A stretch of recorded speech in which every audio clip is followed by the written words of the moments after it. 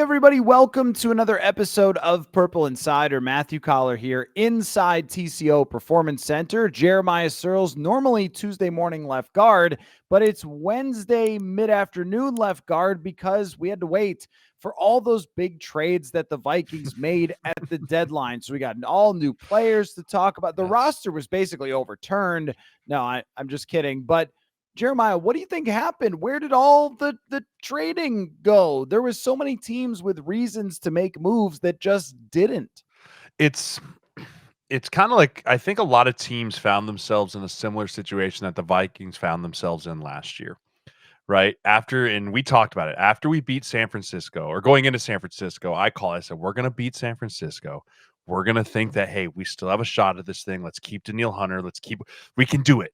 I think there's more teams this year at that, especially looking at like the NFC West, right, that are sitting there going, we're still in it, but they're really not, right? And so you look at like the Rams, they claw their way back, they beat the Vikings, they beat Seattle, and they're like, we can win our division, right? And I think there was just a lot of teams that fell into that category of, maybe we aren't just in a fire sale mode. Maybe we should just keep some of these guys around. We don't need all these draft picks. We're like, let's just stay and develop the guys in the building. And I think that is probably more the norm, but we like to think it's more the opposite. We like to sit here and think, oh, they hate this guy. They want to get him out of there, or they want the draft picks. They're looking 2 years down the road. When really organizations are looking week to week, how do I win football games? And that's by keeping players that you have on your roster. That's how you keep your job. That's how you do all these types of things. So always more speculation than there are real trades, and it was a disappointing trade deadline. Usually there's one or two that's like, whoa, that's a blockbuster fun one, but I feel like all those kind of happened 2-3 weeks ago. Yeah, that was the thing, is that the trade deadline played out over a while. If the Vikings hadn't traded for Cam Robinson last week and did it at the deadline, we would all be going, oh, whoa, big trade for a left tackle. They're going to save their season by trading for Cam Robinson. But instead, it happened a couple of days ago. And then even with the Cam Akers, that's 2 weeks ago. It doesn't feel very trade deadline-y. At the same time, I think that comp picks play a role in this too, where some teams are like, why should we trade you our pending unrestricted free agent when he's going to leave and we'll get a sixth for it or something like that? But that's not what you're going to give me. And as for the Vikings, having only a first and a fifth allows for very little wiggle room there. I mean, maybe they could have been in on somebody like Marshawn Lattimore, but how can you do that if you only have a first and 2/5? I don't know. I just struggled with, if you're Miami, why are you not trading a 38-year-old Calais Campbell to the Minnesota Vikings for a conditional seventh or whatever you can get? But like you said, maybe it's more valuable to just say, well, if we get hot, 17-game season, maybe we can rip off 5 wins in a row. That's exactly what the Vikings did last year, not trading Hunter. And then even in 2020, when they were 1-5, and then, well, they go down to Green Bay and beat the Packers. Well, now we're 2-5. Maybe, well, we're going to play the Jaguars, and Mike Glennon's their quarterback. So maybe, Yep. and you know what's nice, Jeremiah, is not being in that position. So now the big question is, how strong is this roster? This is it. There's no more acquisitions. They're minus a kicker and a long snapper for a couple of weeks here. But aside from that, they will get Blake Cashman back eventually. How good do you think they are top to bottom? Ranking from where we were at the beginning of the year to where we are right now, I think we're down a little bit, mostly because of our left tackle. But at the same time, we're not down as much as it could be because Hawkinson's back, right? And it was good to see him back on the field and the reception that he got from the fans. And Cam Robinson came in and played very well for a guy that has been here for like 72 hours. But I said it on the O-line committee too, my other pod. The left tackle is the guy that sits in the back of the room, puts his glasses on, has his arms crossed like this, and sleeps occasionally every now and then. And then the coach looks at the guard, goes, "You got that?" And the guard goes, "I got it." He's just going to block that guy 99% of the time, right? And I thought he came in and did a really good job. I mean, he had very minimal pressures. I don't think he gave up a sack, so I was really pleased with that. And then you look around at the emergence of Addison getting healthier at this point in the time, and he had a great game last week, and Jefferson continuing to go. And so I'm looking at this as Aaron Jones staying healthy. The only piece that we really lost is we went from an all-pro left tackle to a middle-of-the-road left tackle. And that's going to hurt at times, but it's not the disaster blow of no offense, DQ, but Cam Robinson is just a better left tackle than you are in the NFL right now. And that's why you were backup. And that's why he's been a starter in the league for right now.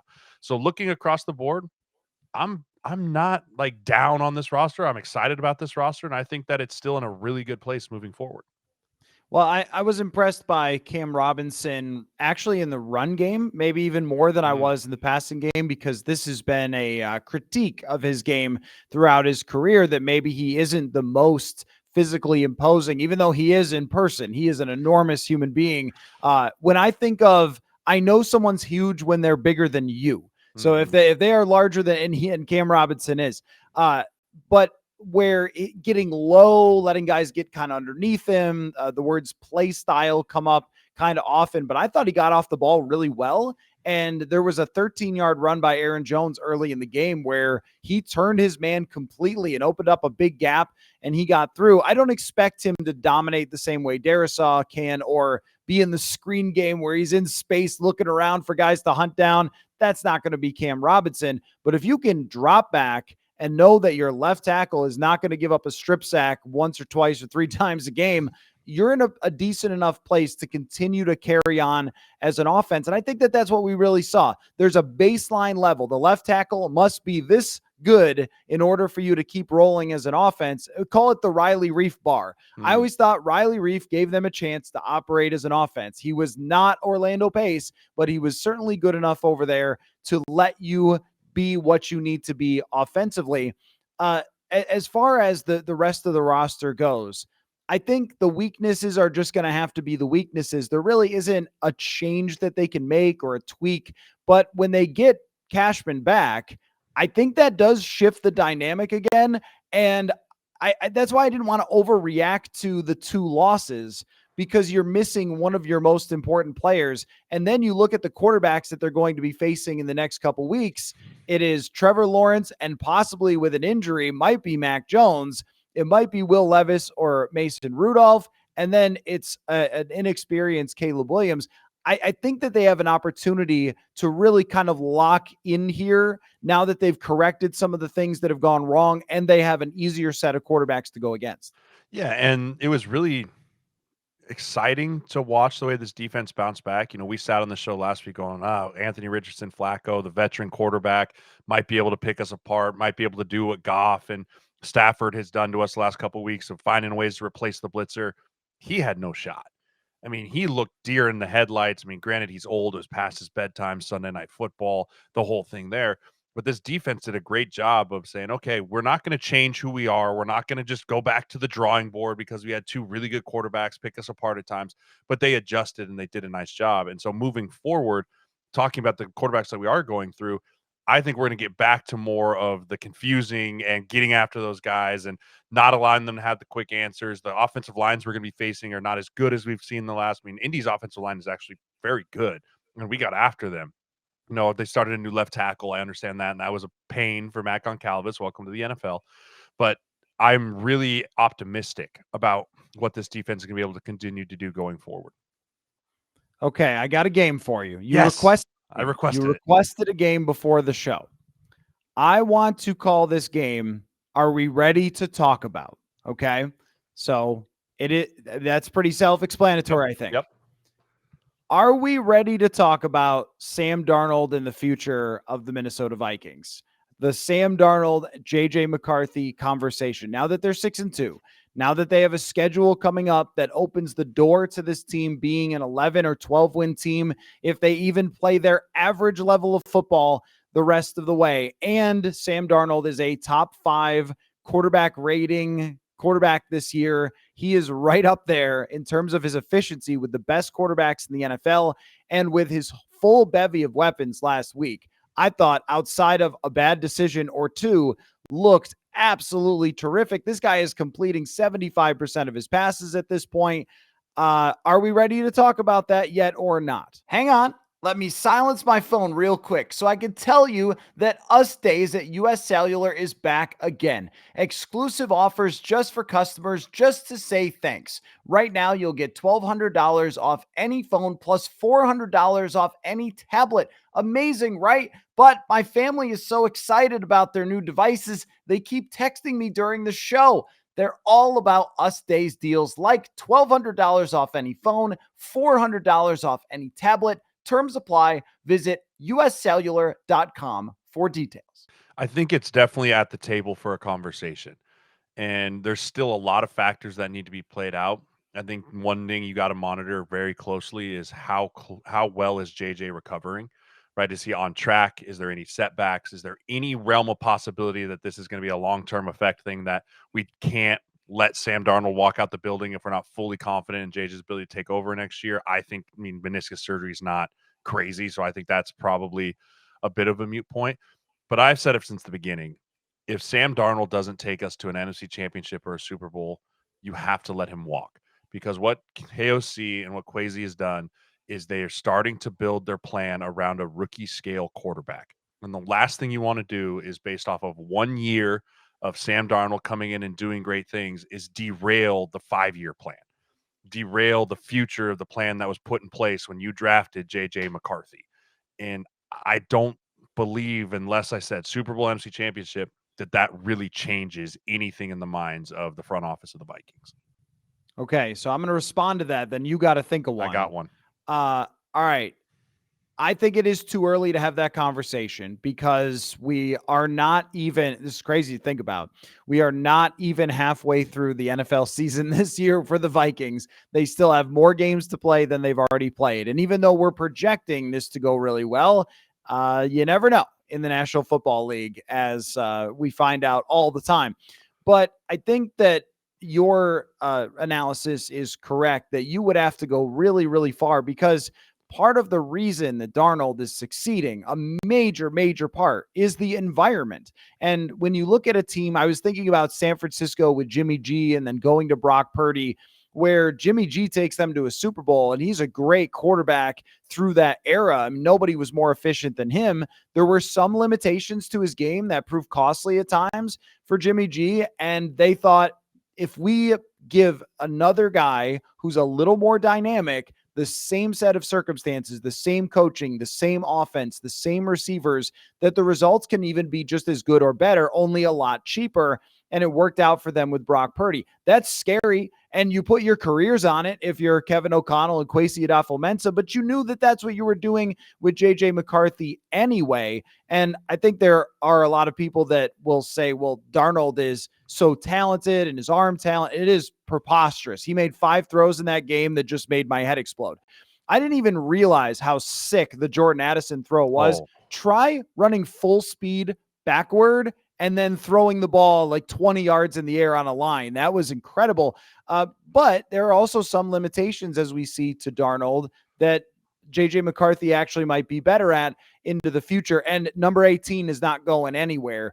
So I don't think that we're quite there yet. I think the plan is still the plan for now until the plan changes or is forced to change by Sam Darnold. But that doesn't take, to me, if you say that, people think that you're taking credit away from Darnold. What he's done has been amazing this year. I am not taking any credit away from him, but team building without a lot of draft picks, there's really only one way to do it. So what do you want to throw out there? We need a jingle. Yep. Are we ready to talk about it? But are we ready to talk about walking around the NFL and seeing the teams that the head coaches are 1 foot out the door? Right? They've already lost Dennis Allen. The Raiders fired their whole offensive staff. Matt Eberflus is probably dead men walking in Chicago.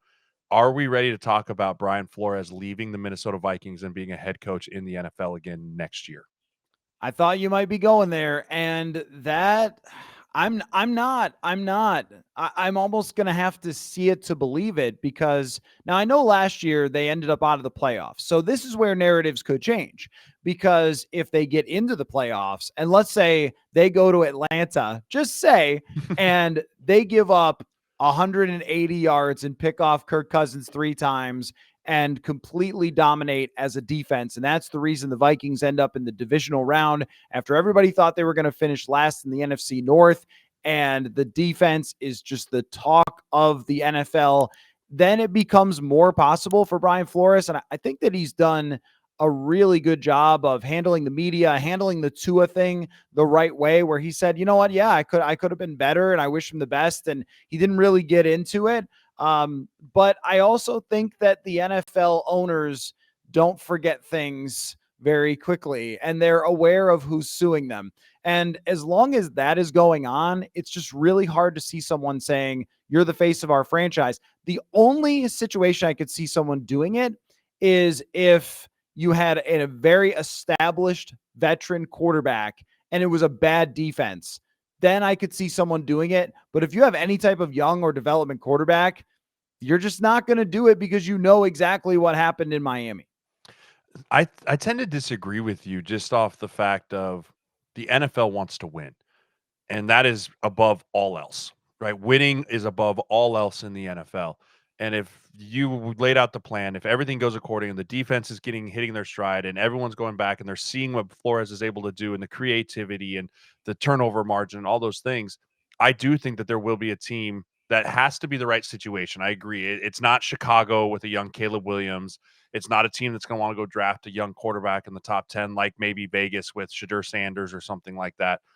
But I do believe that he has matured enough from learning, and I think the NFL would want a guy like that. Everyone loves a comeback story in the NFL as well.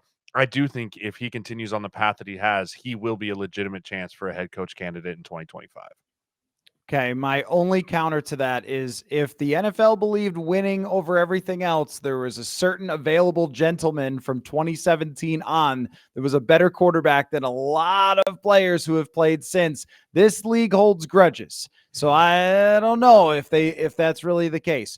Also, maybe Jerry Jones would have bought a few free agents this offseason if it was winning above all else. But are we ready to talk about the fact that the backup long snapper and backup kicker are going to have to win a game for the Vikings on a 50-yard kick? John Parker Romo got, what is his name? That the guy that the long snapper, McGuire, he's been around. Are we ready to talk about the fact that that a game will end up on the shoulders of a backup long snapper and a backup kicker? It's crazy to think about because that's been such a strength of this team. I mean, he's been nails. He missed his first 2 kicks in week 7. I mean, that's incredible. And to have something that has been almost automatic to where it's like, oh, they're kicking a field goal. I'm going to get up and go to the bathroom and I'll come back and catch the kickoff. Not automatic anymore. It's butthole puckers and hold on to your breath and let's make sure this works. The good news is they went out and got a pretty veteran guy. Right? They didn't go get a guy off the street that's banged around in the UFL or maybe was in a training camp or a mini camp earlier this year. They were smart enough to know we got to go get some vet position at this. So it's going to be wild to think about. And man, what a story if they can knock it out. But it's also not something to panic about if they miss a couple field goals that are 50 plus moving on. But the game winning field goal is going to be a thing with the way this Vikings team plays, the way it's going to go. A game winning at their end of half kind of flip the script and try and double dip at the end of half. That's going to be a real situation that's going to arise and come forward. And it's going to be fascinating to see how this group handles it. Jake McQuaid is his name. McQuaid, there you go. Yes. Sorry about that. I pulled a U on that one. He just got here. I didn't have it right on the dome. 2017, long snapper gets hurt. Jeff Overbaugh comes in, goes the wrong way on a punt. It gets blocked, causes the Minneapolis Miracle accidentally. I want to know from you where those long snapper dudes fit in the operation, because when we take them for granted more than anything in sports, what's another position in sports where we don't think about that player at all? And yet if he's bad, it's really bad for your team. Where does that guy fit in a locker room? I mean, because Matt Daniels said it was a devastating loss because he's such a great communicator and leader and all that. And I was like, I don't know that I've ever heard the long snapper being out referred to as devastating, aside from if the backup can't actually snap it. That's more for the punt team. No, I think the punt team with the communication that's up front, the checks, and the ability of, hey, where's the block coming from? Center, which way are you going? Is the snap going? They always kind of line up offset. So making sure the snap's going back to where it's supposed to be. There's a lot of checks that actually go on the punt team. And I only know that because I had to sit in special teams meetings when I was on field goal return for a while. And so I got to listen to some of those. I was like, oh, there's actually a lot more that goes into this than just snap and punt. But as far as it comes to like an extra point, most of the time you just I played guard, right? I was next to Kevin McDermott and I just made sure he got set and I just tap on the head and go, I got you, buddy. Right? Like just don't get bowled over, right? Just lock into this leg right here and you just hold on tight. Right. And those guys are always respected because we all know that we need them, but that we're not going to ever talk about them. Right. So in the locker room, you always respect those guys that are doing their job. Right. They have a job to do. And just because it's not as physical, it's not as flashy as Justin Jefferson or even just a center or a guard, it's not as needed. It is still one of the three phases of the game. And if you can't win all three phases of the game in the NFL, when the margin of victory is so small, that plays a big part.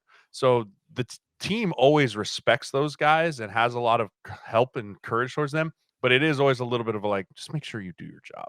Right. That's all that kind of little bit. Just, I know I respect you, but like your job's not that hard. Just make sure you do it properly. I mean, I think any guy, McQuaid has 2 Pro Bowls. Andrew DePaula has 2 Pro Bowls. Any guy that gets in the Pro Bowl or All Pro, like he's going to have respect in a locker room. And also, I feel like every long snapper is 36.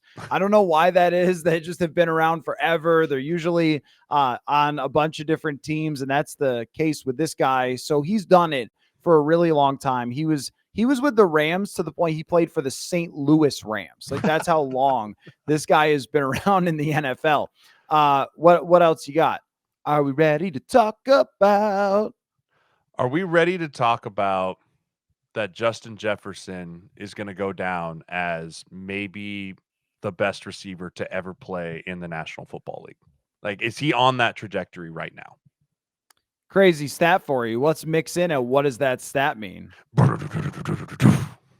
But I actually know what it means. He leads the league in receiving, and the Vikings are 27th in pass attempts. So they're not even throwing the ball a whole heck of a lot in comparison to other teams, and yet their wide receiver is number 1 in receiving yards. I don't think that we're ready to talk about him as the best ever because there is a guy named Jerry Rice who will just never be topped. That's like saying, hey, is Shohei Ohtani the best ever? Is he better than Babe Ruth? And like, I don't know, man. Babe Ruth was hitting 60 when everybody else was hitting like 22 home runs, but or Barry Bonds for that matter. It's a very high bar with wide receivers. But let me throw this back at you. What's a historical comp for Justin Jefferson? Because what he's doing this year is some of his most impressive work because he isn't getting volume targets, and yet it's all downfield stuff. I had this stat that when Sam Darnold throws it in the intermediate area, which is 10 to 19 yards, over the middle of the field to Jefferson, he's 12 for 14 with like 280 yards. I mean, that's not easy for him to be getting open the way that he is with the attention that he gets. I was laughing at the Colts playing him one-on-one, single high. What do you guys not watch any tape? Just, we play our system. Congratulations on that. It looked great. But what do you got for like historical receivers that he's similar to? It's weird to say, but I think about the run that D-Hop went on when he was in Houston, when Deshaun Watson was before all the craziness and he was leading the league in passing. And, you talk about a guy that, quote, unguardable. I can remember growing up, I mean, in high school and in college, watching D-Hop being like, this dude just can't drop a football and he can't continue to go. And then you also think about Larry Fitzgerald, right? Another guy when you talk about reliability. And that's one thing with Jefferson for me, and Kirk knew it too, is just he's down there somewhere. He's going to catch it. Let me just throw it that way. And I mean, so many years, Carson Palmer did that with Larry Fitzgerald down in Arizona, right? And through that. And so he's kind of this mixture. But my question that I always come back to is all those guys eventually had a drop off, right? Eventually it hit a point where, I mean, D-Hop's still a great receiver, but he's not what he was 6 years ago. I look at Jefferson and I go, he's so young. He has so much raw ability, and then you just hear about the work ethic that he has and the personality that he has. I really do see him making this run for a long time if he can stay healthy, just based off the person that he is. So many times you talk about great receivers and they're just not great people, or, they get paid and everything changes in their life and things go crazy. And now you're seeing them doing wild things. Jefferson is the consistency, right? And I say it all the time. The best compliment you can get as a football player is you're consistent, right? And whether it's consistently great, consistently good, consistently average, you're consistent, and he is consistently great. And if he can continue on this path and continue to have KOC that can help with guys like Cooper Kupp and the whole bit there, I really do think the sky's the limit for this kid. I think another part of it is, his personality is a huge element, because his press conferences every week don't even draw huge crowds of media, because it's just so routine to talk to Justin Jefferson. Oh yeah, okay, Jefferson's at the podium again and so forth. Like, guys, we are talking to the best player at his position in the world right now. But he always makes sure that he's positive toward his teammates. He will, acknowledge that he's really good at football, but even his trash talk sort of sounds playful, and it never really moves the needle. And also, who's going to tell him he can't when he says, I'll do the gritty on the Lambeau Field? And then he did. So you're like, okay. But just the completely lacking in any sort of drama at all. And people tried really hard to make that a thing in the offseason. Oh, whatever. But he didn't have anything to say out in the media during his negotiations. Everything was kept in house. He practiced last year while they were negotiating. Nobody practices harder than this guy. He goes to the joint practices and wants to destroy the other team. I mean, you just can't ask for more. And then he also has this communication with Kevin O'Connell where they're working together on the offense. And I think it was Jefferson that helped this last week to say to O'Connell, because he kind of leaked this out a little bit to us in the press conference, but to say to O'Connell, dude, you don't need a million motions. You don't need a million formations. Line us up, let us run our routes, and we'll win. And they did a lot of that in this last game, and it really worked. I think of Andre Johnson for this, the dramaless, consistent banging drum of excellence who elevates his quarterbacks. You can't tell me Matt Schaub is a star quarterback who takes a team to the playoffs without Andre Johnson. And he is not controversial. So he just sort of is in the background of the NFL conversation. They're not debating Andre Johnson back in the day or Justin Jefferson on a weekly basis now, because the guy is just so, as you said, consistently excellent and just does his job.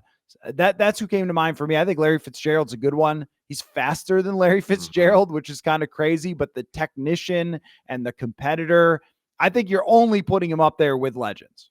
Yeah, I mean, the Megatron one's one to think about too. Like if Calvin doesn't call a career because he's tired of being in Detroit and all that, what does his 15, 16, 17-year career look like if he can continue to do it, right? And he was maybe at the time, I mean, no one's ever been doubled like a punt gunner in the end zone like Calvin Johnson was.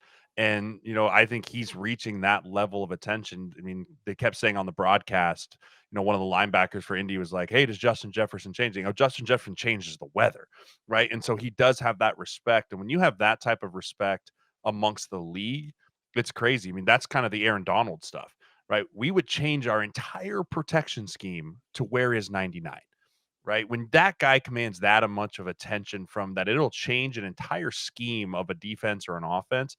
That's when you have to compare them to legends. And he's only in year 5, 4, whatever it is. I mean, this dude has the 12 to 14-year career written all over him.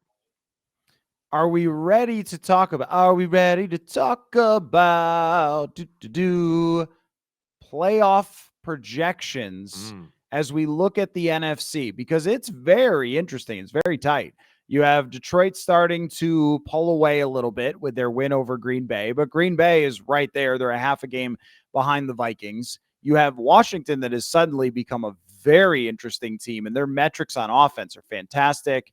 The Philadelphia Eagles are suddenly legit, and the NFC West, maybe you could even call it the Wild West out there if you wanted to. Or is it, and look, Atlanta, Kirk would host a playoff game in Atlanta. Is it too early, or are we ready to talk about how it might shake out, who the Vikings might play how things could play out, who's going to be racing for what spot, or are you not there yet? I don't think I'm there yet just because I think that's a December conversation. The month of November always has big time injuries. It always has big time players that kind of don't show up or fall apart, right? The Kirktober type stuff. But November is really where you start to see some of that separation from the true contenders to the I want to make the wild card, and we're kind of starting to sort some of that out. But I'm not ready to start talking about who's the number one seed, who's going to get the bye, who's going to host the playoff games, just because there's so much that's going to happen in the month of November. Yeah, I agree with that. I mean, I remember I was sitting, maybe it was in Chicago or somewhere when Carson Wentz got hurt in 2017, and they were the best team in the league. And we're going, oh, what's this? What's going to happen here? And all sorts of things, and how those can play out throughout such a long season. I mean, I can't say out of one side of my mouth, hey, there's actually more games left than we've already played, and then be like, playoff time, baby. But I do think that we're getting a pretty clear picture of how it's going to work. The NFC East is probably going to have two teams, and the North three, and the West one, and the South one. It's just, who's it going to be? Can Tampa Bay, they keep battling? Can they find a way? Is Atlanta going to fall off? Is Atlanta going to hit the gas pedal now after a couple of good games? When the next time they play a good team is, feel free to let me know, because they have just not played anybody. It might be the Vikings. I don't know. It feels like they haven't played anybody. So, yes, I think you're right that it's too early, but also we kind of know who the players are going to be, except in the West. I honestly have no idea what is going to happen in the West. But are you taking Washington very seriously as a contender? I am. And a lot of it is because of Jaden Daniels. You know, everyone wants to know what's the rookie going to look like. And he looks like what CJ Stroud was last year, right? The rookie that can come in, can do no wrong. Terry McLaurin has revived his entire career. But now that he has a quarterback he can throw to, they're so unique and so creative on how they get to formations and run the football with different pullers and guys all over the place. And Dan Quinn has been to a Super Bowl.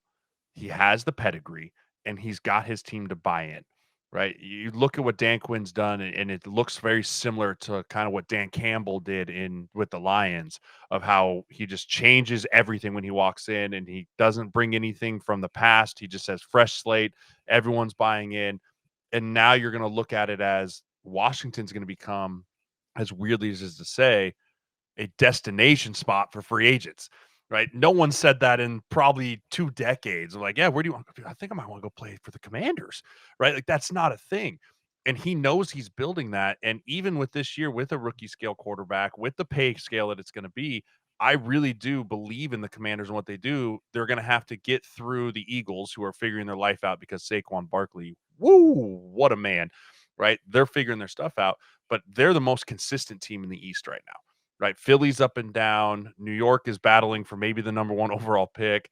Dallas has got their 60 million quarterback on the sideline saying we effing suck, right? Like, they're a disaster. Steady Eddie as we go here. I think the Commanders are definitely going to put themselves in play to make a run. I think so too. And Daniels has shown a lot of maturity as a young quarterback. I don't think that their offense is just gimmicks. And when things go wrong, he can solve them by just being him. And that's a pretty powerful thing. But I really agree with you that coaching matters so much. They filled out that roster well, and you can't underrate. They have a really good offensive line. And when it has a good O line, I think on a weekly basis, we talk about consistency. That's something that can smooth out the rocky edges. But they also did get a Hail Mary to go their way, which is pretty unusual. I don't think they're perfect. I think they're a little short on weapons. I don't know that Lattimore solves all their defensive problems right now, but they're serious. And I think they're going to be in the playoffs. Let me throw you one more. Are we ready to talk about Caleb Williams' flaws? Because I want to be very patient with young players, and he's much younger than Jaden Daniels. But the flaws that were there at USC are still showing up as the flaws here, not seeing the field, scrambling first, trying to make crazy plays, and then it doesn't work out. Or are we going to say it's not very good coaching or whatever? Like, where are you at with that? I'm all over the map with that, and I think a lot of that is because Caleb's all over the map. Some games he's out there slinging it, looking confident, setting his feet. And then other games, it looks like he gets rattled early and never can get himself back on track. And that's where I'm with you. Of I don't want to write off a young quarterback. We do that too often in the league. Do we go, oh my gosh, it's like this is a huge jump, right? USC to the NFC North is a massive jump for any player, let alone a quarterback who went 1-1, whose expectations are through the roof, who, when they drafted him there, the entire city said, save us, please. And that's just a hard thing to put on anyone's shoulders. I look at Josh Allen's rookie year, right? I was with Josh when he was a rookie, and we went 6-10 in Buffalo. But everyone just was like, just give him time. Just give him some time, give him some weapons, build some people around him. The bigger question that I have with Caleb is it a personality problem? Or is it, like you said, issues on the field? Or is it somewhere in between? Because I've never in my entire life seen a receiver quit in the middle of a play.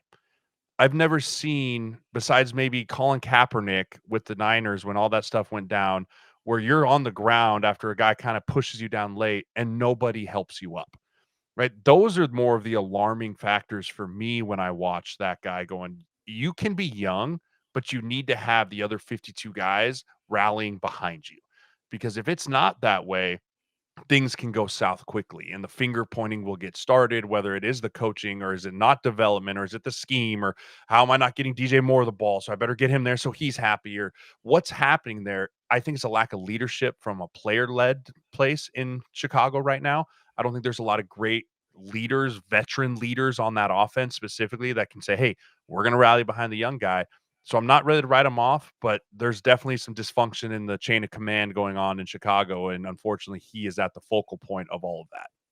Yeah, I think that he might need to find his Mike McDaniel. He might need to find a head coach where he can lock arm in arm with and figure out the offense for him.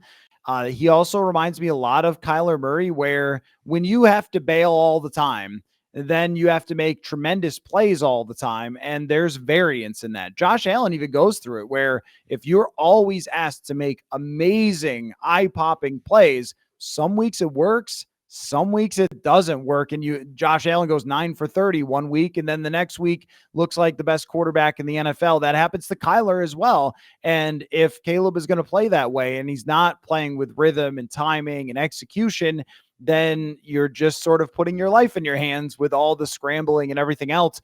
And it just doesn't work the same in the NFL as it does in college for almost anybody. I mean, even Lamar Jackson is more of a in the pocket or actually run for first downs.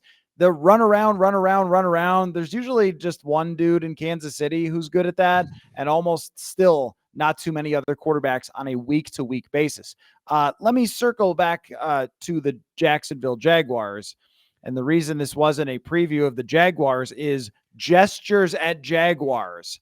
But trap game? Not really, right? That's not real, is it? It's not real, but they're not garbage, right? Like, it's as weird as it is to say, Jacksonville, I don't put them when I stack them up on their record versus the other teams around them in their record. You say, okay, I put you head to head with the Giants. You're probably better. I put you head to head with the Patriots. You're probably better, but you found ways to lose some of those games too. But you've also found ways to win. And so I don't think it's as much a trap game, but it's definitely got to be a healthy respect for the Jaguars. You can't just assume, hey, we're just going to roll in here and roll over these dudes because we're the Vikings, they're the Jaguars, and they're not. They're a mess, right? They have some talent now. They're injured at some key positions, but they have a really that young receiver that they got out of Texas is phenomenal. Right? They have kind of Tanks Bigsby, ETN trying to figure out the run game there. The whole linchpin is Trevor Lawrence. He is supposed to be the guy that makes things go. And talk about riding the roller coaster this year. He's been all over the place too. And now he's injured. We saw what happened when Trevor Lawrence got injured last year. They completely fell apart. The Jacksonville Jaguars completely fell apart at the seams last year when Lawrence got injured. And so when it's already feeling like it's on this teetering point, you can say if Mac Jones is out there, is this a repeat of last year where everything just falls apart and no one can do anything? Or is this a team that's going to rally and get and figure their life out together? It's somewhere in between, but I don't think anyone in the NFL has a pulse on what is the Jacksonville Jaguars. I think it was LSU, Brian Thomas, where he Yes. went. Sorry. Yes. You, I'm thinking the you kid were, from Donnie Mitchell. Yeah. yeah. or Xavier Worthy. Either way, at least you didn't say his name because you couldn't remember it. But I can't talk trash because I forgot what the new long snapper's name was briefly. So we're even for today. But this Jaguars team fought last week against the Eagles. It wasn't just the easy steamroll, game over, they're going to lose by 40 points. They still have a professional head coach who once upon a time drew up a game plan that beat the Vikings in a very important contest in Philadelphia. But at the same time, I mean, this team is a mess. This team is a disaster. And if they're playing Mac Jones, I just don't see any way he can execute against the Brian Flores defense. I still don't really even see it for Trevor Lawrence, who has never become the quarterback that we were told. So no, it's not a trap game because you're going to see on tape that they played really well at times in that game against the Philadelphia Eagles. And I don't think also the Vikings are quite good enough to be that.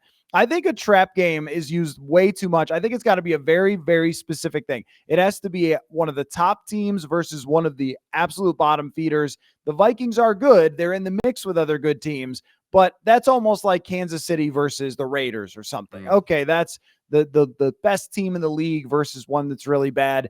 Everybody else realizes on a week-to-week basis, they've got a lot of NFL players too. They've got Pro Bowlers. They've got a proven coach. So I don't think it's quite like that. As far as love to see it, hate to see it, what do you got? You got anything? Yeah, my love to see it was an excited Aaron Rodgers. Right, an excited Aaron Rodgers, and I think they fell into the trap a little bit of not doing the fire sale because they won that Thursday night football game, and they think, "Hey, we can just get ourselves back going here again. Hassan Reddick's back," and so I don't know if it's a love to see it or hate to see it, but there's the Jets giving hope and giving life back into a fan base that they may rip away from as simple as this week. My love to see it is, do you remember when Michael Jordan was at his peak and then every other player that followed him tried to play like Michael Jordan? And that resulted in some really awesome players. Not ever Jordan again, but Kobe Bryant, Vince Carter, Tracy McGrady, all these guys who kind of played in that high flying, above the rim style. That's Odell Beckham's impact on wide receivers. I was standing behind Justin Jefferson at practice the other day, and he was catching the ball from 30 yards away with one hand, just like it was a baseball mitt. I was like, you guys just do this, right? From childhood, they're like, well, OBJ caught it with one hand, so I'm just going to learn to catch it with one hand. The limitations of the human body are pressed every time a new generation comes along. We talked about it with kickers. They're better now than they ever have been. These wide receivers and one-handed catches, it blows my mind. It's incredible every time. And this week was magic. It was Addison. It was Garrett Wilson. There was one other one that was freakish. Smith. Right. Yes. And then even the touchdown Demarcus Robinson has in the end zone, he makes that with one hand. His other arm's kind of getting grabbed. It's a beautiful thing. I love the spectacular circus catch, and we're getting them fast and furious this year. And it's something to be said to watch it on TV. It's another thing like you've gotten to done and I've gotten to do to watch it in person. Like to understand the full body control that it takes for these guys to be running as fast as humanly possible. Understand the boundary of my toes have to drag right here and to reach up and pluck this ball that's coming from 30, 40, 50 yards away at a time. I have so much respect for wide receivers with the body control, and it's why the elites are the 0.01% of the elites, because it is just such a remarkable thing to watch in person. And I got to watch guys like Diggs and other great receivers, Antonio Gates, when I was with him, and just the way that they work and move and do those things is just so cool to watch in person. And the TV really doesn't do it justice. I mean, it really doesn't. I know. I was there in Buffalo for Jefferson's greatest catch. And then the one that he made against the Rams down the sideline where he tipped it to himself. It never gets old. I'll combine a love to see it and hate to see it.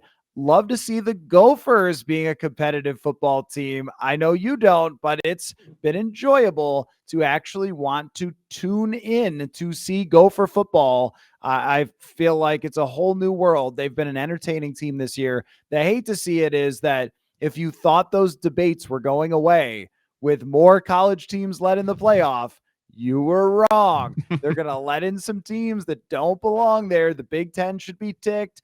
South Carolina should be ticked. And here we go again. No matter how many teams, if they let in 64, there'd be, well, how did they not let in a 65th? Always and forever. It's going to be that way.